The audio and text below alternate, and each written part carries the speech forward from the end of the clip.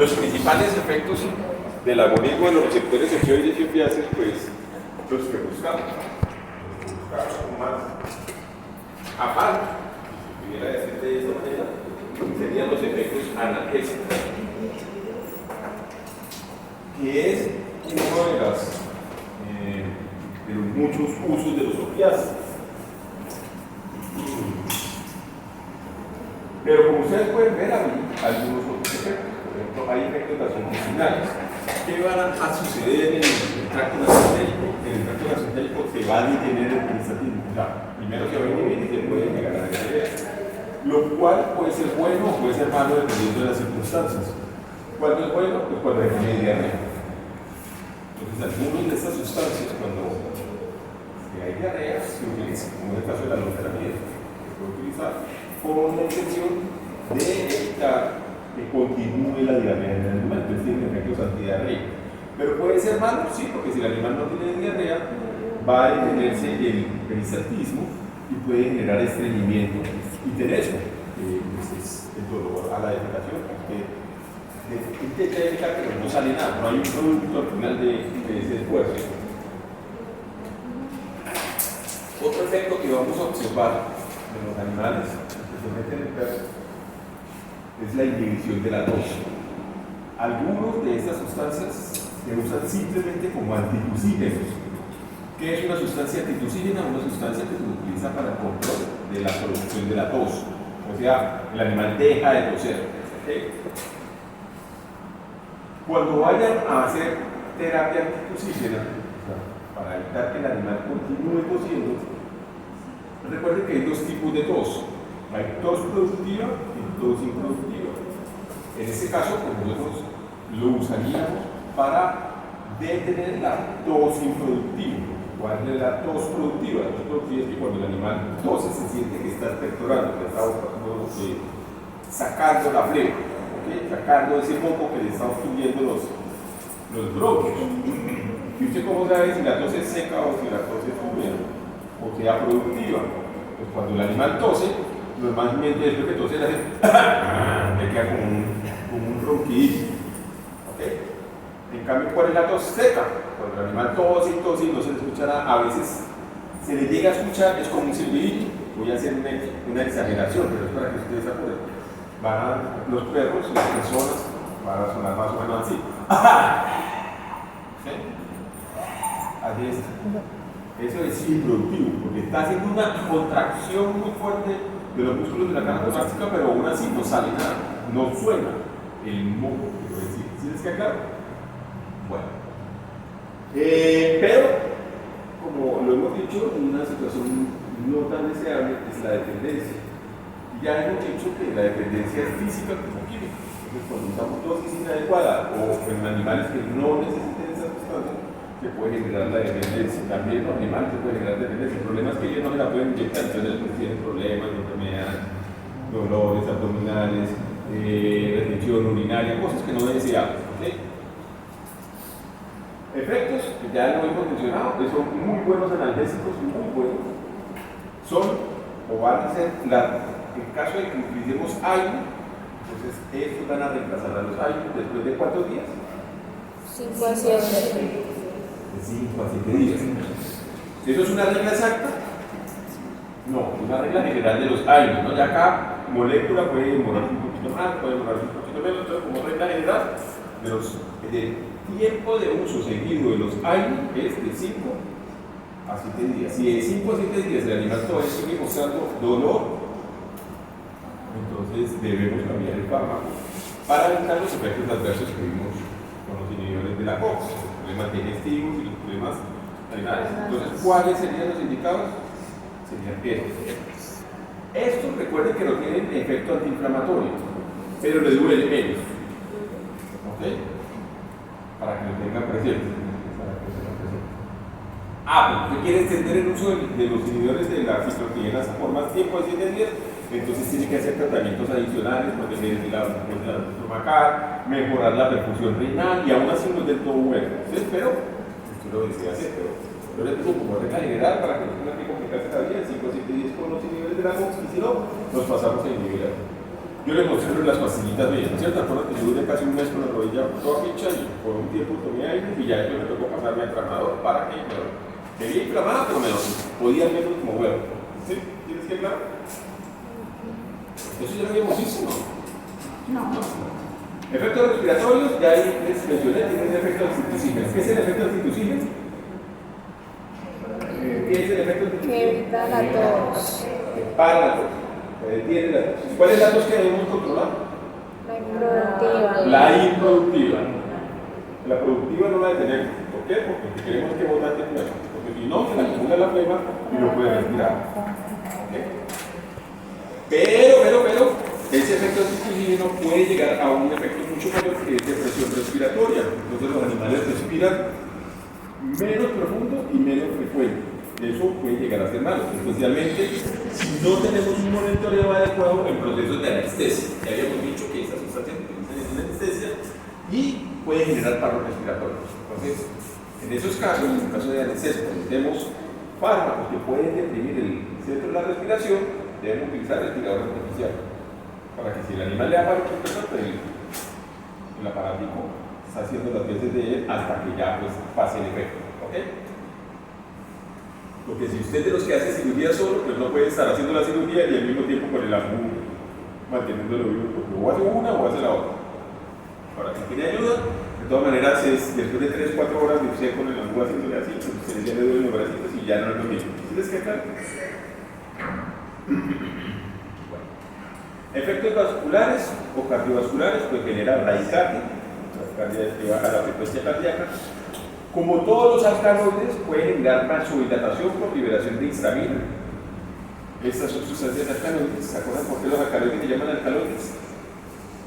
Que son alcalinos. Porque son álcalis. Todos los alcaloides son álcalis. ¿Okay? Entonces pueden generar liberación de histamina. Todos los alcaloides pueden generar eso. Cuando sale sangre pueden generar vasodilatación, o sea, hipotensión. Aumenta la presión intracraneal, eso no es deseable cuando un animal tiene trauma craneoencefálico. Entonces, no es buena idea utilizar aire si sospechamos o estamos seguros de un paciente que haya tenido trauma craneoencefálico. Cuando sospechamos de que un animal tenga trauma craneoencefálico, cuando cae del primer piso en adelante. Porque las cabezas les pesan mucho a los animales y a nosotros también. Entonces, si no caen bien, se golpean la cabeza, puede existir trauma. Es mejor estar prevenido y sospechar que tiene trauma craneoencefálico y que no lo tenga, a que usted no lo sospeche y sí lo tenga. ¿Sí me lo entiende? Entonces, usted siempre sospecha esa situación, la confirma o la desecha después de unas pruebas, pero siempre tenga en cuenta siempre que el animal sea atropellado o se cae. Ahí me cayó desde el primer piso, Dice, pero ¿cómo se puede caer uno desde el primer piso? Sí, uno se puede caer desde el primer piso porque hay balcones y los animales no fueron ahí, los animales caen y están en el primer piso. ¿Sí o no? O están en un ventanal, están en el primer piso y se caen. O sea que puede ser unos 50-70 centímetros de altura y se puede pegar duro. Y si se pega en la cabeza, pues se pega súper duro. Se puede fracturar, a eso me refiero porque se cae desde el primer piso. O sea que siempre que haya un atropellamiento, que sea un accidente, que se caiga, sospeche, haga los exámenes, confirma o no la situación y posiblemente toma la decisión. Si se sospecha o lo tiene, no usemos aire para el proceso de dolor. ¿Por qué? Va a aumentar la presión intracraneal, más daño en el sistema nervioso central y pues son daños irreversibles. Pero los caballos, pues van a notar que siempre no fármacos, no son los caballos, son los gatos los que siempre pasa algo distinto, en este caso son los caballos, generan hipertensión y taquicardia. El perro genera bradicardia e hipotensión. Cuando se refiere a trauma, necesariamente es una fractura. ¿Cuándo qué, perdón? ¿Se refiere a trauma, es una fractura? No siempre es una fractura. A ver, ¿qué puede haber el trauma craneoencefálico como fractura? No me parece. Porque le pego una cabeza y el cerebro se aplasta ya. Entonces genera un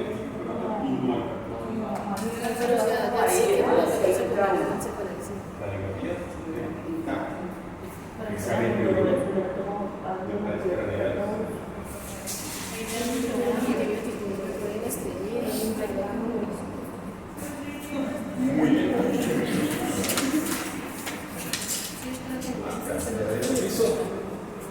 Efectos gastrointestinales, también ya lo habíamos visto, vamos a repasar rápidamente. Baja el peristaltismo, lo cual puede ser bueno o puede ser malo, dependiendo del paciente, ¿no? Dependiendo del paciente, no del fármaco.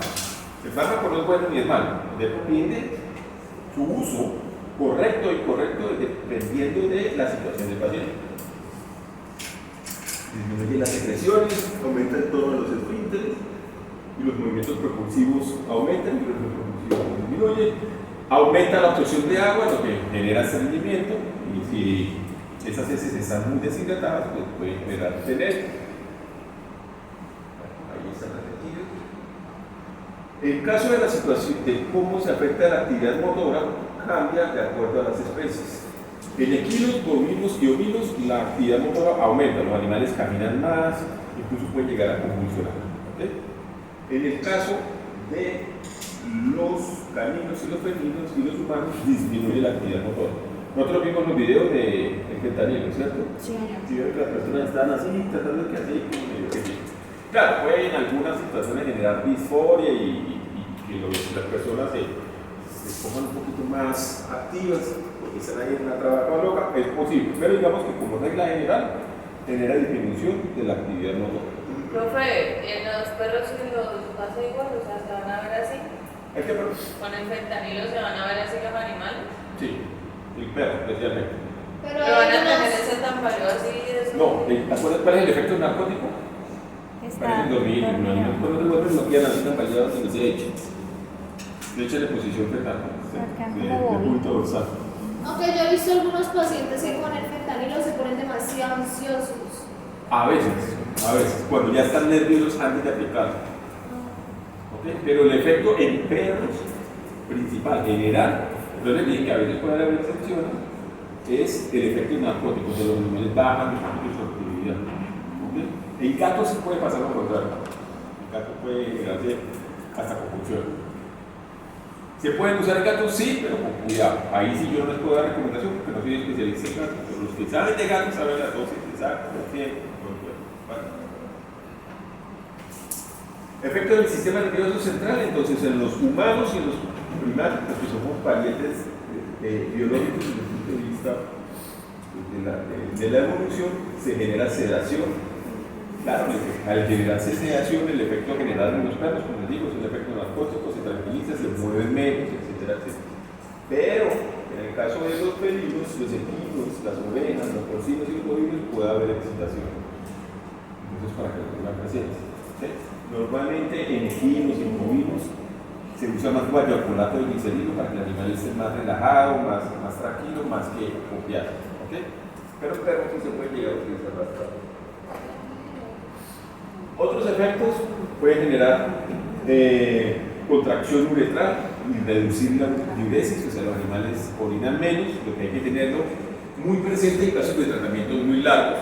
Hay que estar sondeando los animales para facilitar la evacuación de la vejiga, ya sea por sonda uretral o ya sea por punción externa, lo que puede conllevar algunos riesgos consecuentes, pero si se está haciendo tratamiento de largo plazo con los opiáceos, tenganlo presente que no solamente disminuye el peristaltismo y también hay que ayudarle a evacuar las heces, sino que también se disminuye la diuresis.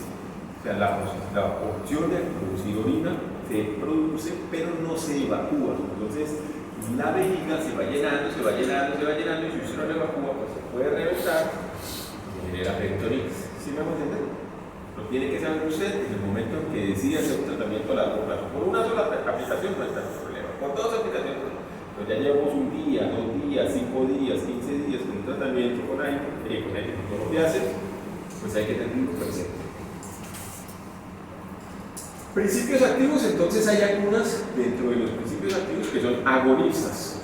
Los agonistas puros, esta es una lista resumida, se caracterizan por tener mucho efecto mu. ¿Recuerdan cuáles son los receptores de los opiáceos? Mu, delta y kappa. Mu, kappa y delta, o delta, kappa y mu, o cualquiera de las mezclas, esos tres. Recuerden que quedamos en que los de la nociceptina no lo íbamos a tener en cuenta como receptores, todavía está en discusión. Estas sustancias se usan con mucha frecuencia con ese efecto que estábamos hablando hace un rato, ¿cuál? El efecto analgésico. La morfina, la codeína, la oxicodona, todas ellas nos pueden servir para ello. Miren, aquí tenemos incluso los fentanilos, ¿no? Los fentanilos funcionan como familia y dentro de la familia de los fentanilos está el fentanilo. Pilas con eso porque a veces pasa con eso.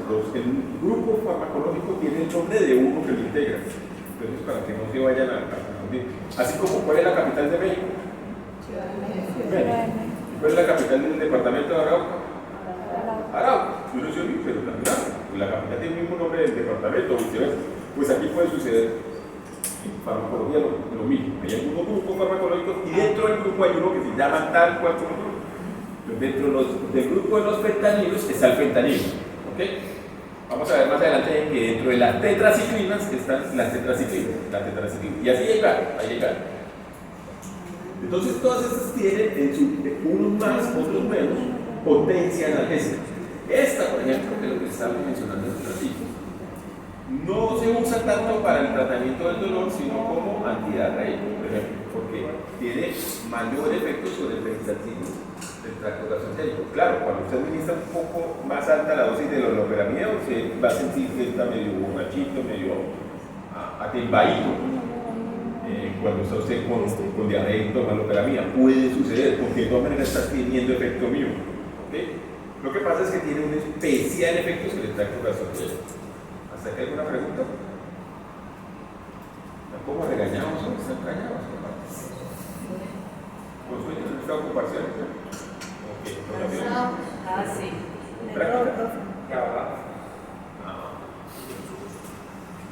Tenemos otro grupo de opiáceos que son agonistas antagonistas, o sea, agonistas duales. ¿Qué significa eso? Que puede ser agonista mu, pero antagonista delta, o antagonista kappa, o antagonista mu, delta y kappa. ¿Okay? También son muy buenos como analgésicos. Pero recuerden, ustedes se acuerdan que leyeron hicieron un trabajo acerca de mecanismos de acción. Los agonistas parciales se diferencian de los agonistas puros porque tienen efecto en receptores de manera alostérica, ¿sí se acuerdan? Los efectos no van a ser, en términos de magnitud, tan altos como los de los agonistas puros. ¿Qué significa? Que un agonista puro tiene mayor efecto analgésico, pero también viene con mayor efecto adverso. ¿Sí? Se viene con todo. No solamente lo que usted está buscando, sino lo que usted no está buscando. Estos posiblemente tengan un efecto analgésico más bajo que los agonistas puros, pero viene con menos efectos adversos. No es que no los tengan. Recuerden que farmacológicamente todo tiene su lado positivo y su lado negativo. Eso es, digamos, lo positivo de los agonistas puros. Pero el problema es cuando hay sobredosis. Cuando hay sobredosis con los agonistas duales, no hay antídoto. Y ahí si usted se acuerda de la religión de la Virgen María, de Krishna, de Buda y todos ellos. ¿Okay? En la liga de los dioses. ¿Se acuerda ahí? Porque eso se acuerda de la verdadera. No hay antídoto. En cambio, en el caso de los agonistas puros, sí tenemos antídoto. ¿Se acuerda que varias veces lo he estado motivando a que utilicen fármacos que tengan antídoto? Cosa que cuando pasa un accidente, usted tiene el antídoto y lo puede sacar más fácilmente. ¿Cuál es el antídoto de los agonistas puros? Pues los antagonistas. ¿Cuáles son los antagonistas? Estos básicamente los usamos cuando los pacientes han tenido algún efecto adverso o una sobredosis por agonistas puros. Entonces, por eso es que en las calles de Estados Unidos y aquí en Colombia, cuando utilizan más una frecuencia, se pueden salvar las personas con sobredosis cuando fentanilo. Porque como es agonista puro, se le pone naloxona y lo saca del problema del paro cardiorrespiratorio. ¿Sí les queda claro? En cambio, si se sobredosifican con butorfanol, con naltrexona, pentazocina, no hay antídoto. Entonces es muy difícil el tratamiento en casos de emergencia. ¿Sí les queda claro? ¿Cuál usan ustedes? Pues el que ustedes quieran. Ustedes son los veterinarios. Ustedes son los que toman las decisiones, ¿cierto? Ustedes son los que usan sus criterios. Pero yo les recomiendo, los motivo a que por favor siempre usen fármacos que tengan antídotos sobre los que no tienen antídotos. ¿Para qué? Para que estén más tranquilos, porque siempre van a haber accidentes, sean por errores humanos o por alguna particularidad del paciente. ¿Ok? Entonces es mejor siempre estar seguro. ¿Hasta aquí alguna pregunta? Bueno, ya me quedé revisado. Efectos adversos. También ya lo revisamos aquí. Depresión respiratoria. Entonces, en caso de presión respiratoria, paro respiratorio, en caso de agonistas duales, ¿qué hacemos? Como que nada, lo voy a morir. Respirador artificial. ¿Sí? Tenemos que tener respirador artificial. Si no lo tenemos, entonces ¿qué? Ambú. ¿Okay? Siempre debemos pensar en hacer algo, pero de todas maneras no deja de ser una situación estresante, maluca, porque pues, no sé si ustedes se han dado cuenta, normalmente en consultorios veterinarios no hay respirador artificial. Solamente donde vamos a tener respirador artificial en aquellas clínicas o semiclínicas veterinarias que tengan quirófanos y utilicen gases anestésicos. Ahí sí los tenemos, de resto no lo encuentro. Ese es el problema. ¿Okay? Puede generar hipotensión, shock, sí. ¿Por qué? Porque se genera liberación de histamina. ¿Y por qué estas sustancias generan liberación de histamina? Los alcaloides lo hacen. Bueno, todos los alcaloides de grandes cantidades, vasos sanguíneos, generan la estimulación de liberación de histamina desde los mastocitos. Todo, la cocaína lo hace, los opiáceos lo hacen. ¿Okay? Los anestésicos locales también lo hacen, que son alcaloides. Para que tengan presente. Estreñimiento. ¿Por qué se genera estreñimiento? Porque recuerden que se disminuye el peristaltismo y se aumenta la absorción de agua a nivel del colon, del recto. Entonces se deshidrata más esas heces, es más difícil evacuarlas porque están muy duras. Se genera el efecto narcótico que hemos estado mencionando, el efecto de estar dormido, como aislado, especialmente en los perros. Como les dije, como decían ustedes en el video del fentanilo, pues puede eventualmente en algunos pacientes generarse mayor efecto excitatorio, pero al último termina generando efecto sedante. Recuerden que si un animal o una persona ya está estresado, ya está alborotado, y usted aplica un tranquilizante, un sedante, no funciona también como cuando no está tan estresado. Entonces, por eso, si los animales están estresados y los quiere tranquilizar, tiene que primero que tranquilicen naturalmente, después los inyecte y después ahí se queda con el efecto de tranquilización por mucho más tiempo. Pero si el animal ya está agresivo y usted aplica el tranquilizante, no va a funcionar tan bien para que usted esté presente. O sea que, ¿qué hacemos con un caballo que esté arrecho desde el punto de vista santanderiano? Pues primero suéltenlo, déjenlo ahí en la pradera, que se tranquilice, no le den más garrones, no lo griten más, déjenlo que se vaya tranquilizando. Y seguro que en una hora el man ya está tranquilo. Y me pone la inyección. ¿Una hora? Vamos a relajarnos, ¿no? Uno demora a relajarse, ¿sí o no? Pero no es que hay tranquilo, como que ya hay un alto, porque todavía está agotado, ¿sí? Hay que dejarlo que, llamémoslo así, se enfríe la cabeza, que se entiende el término, y se le quite la piedra que tiene, porque lo quieren meter a un tráiler y a él no le gusta meterse en el tráiler, entonces hay que hacerlo con calma. Hay que hacerlo con calma. En veterinaria no puede ser calmado, porque los animales tienen más fuerza que nosotros, siempre. Entonces es bueno ir calmado. Y tienen dientes, y tienen garras, y tienen astas, y nosotros no tenemos nada. Entonces es mejor con calma. Ay, pero es que en una hora tiene que estar. Me llamo tal, funciona. Hagámoslo con calma, con despacio, y se van haciendo las cosas. Muy bien. Efectos cardiovasculares, como ya lo mencionamos, puede haber bradicardia, vasodilatación, ya les expliqué por qué.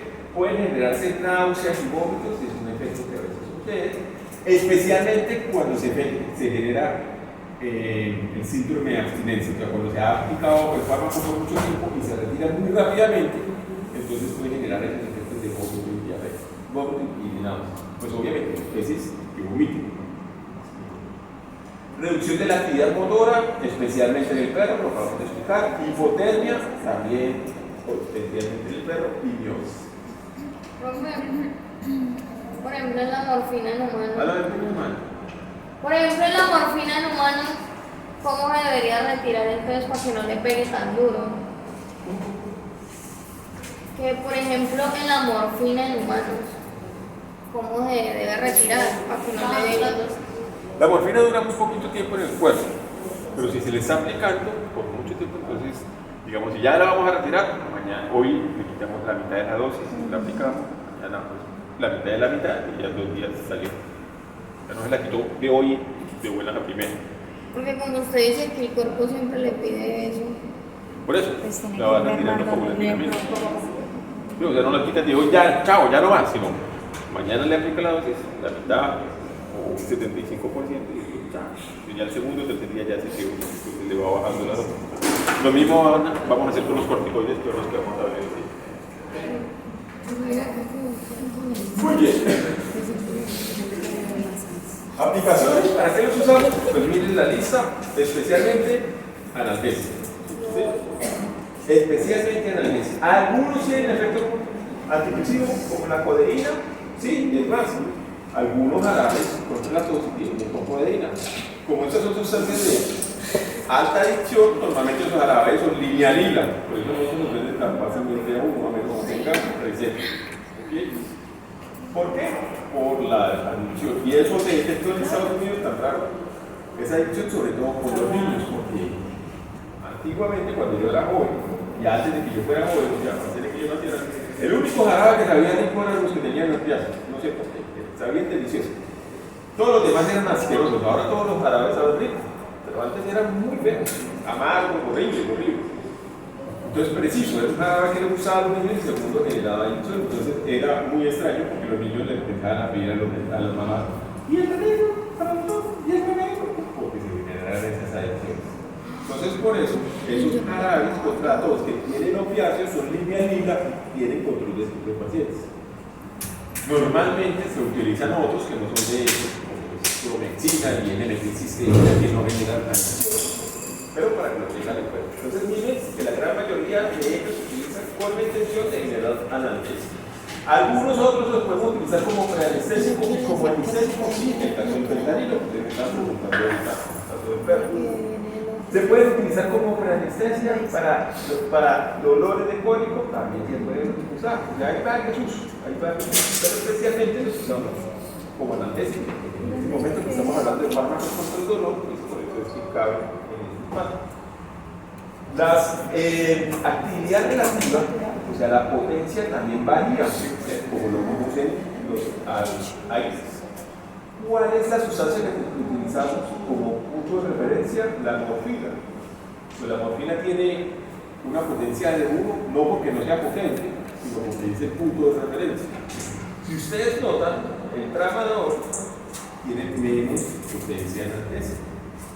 Y por esa razón, en veterinaria hay una discusión fuerte si vale la pena o no vale la pena aplicarle tramador a los perros, especialmente hembras, después de una ovarectomía que duele, porque le ha quitado porque el útero, y él no duele algo. Entonces, algunos autores dicen que sí, algunos otros dicen que no. Hay literatura que parece que demuestra que no genera un buen efecto analgésico, incluso mejor utilizar unos aires u otros aires. ¿Por qué? Por la potencia menor. Y estos datos son en humanos. En perros se nota más esa diferencia de potencia.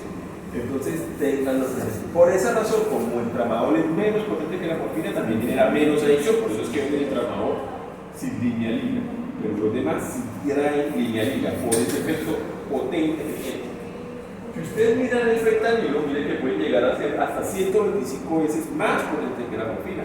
Por consiguiente, muchísimo más adictivo. Y ese es el problema que está viviendo una parte del mundo por las adicciones a opiáceos. ¿Sí lo notan? Entonces, ¿cuál van a usar ustedes? Vuelvo y repito, no lo digo de manera grosera, el que ustedes quieran. Como diría un profesor que se les dé la gana, pero con criterio clínico y médico. ¿Sí? Si ustedes notan que el dolor no es tan fuerte, o sea, no es una víscera, las vísceras duelen mucho más que los músculos, entonces pues no utilicen uno tan potente.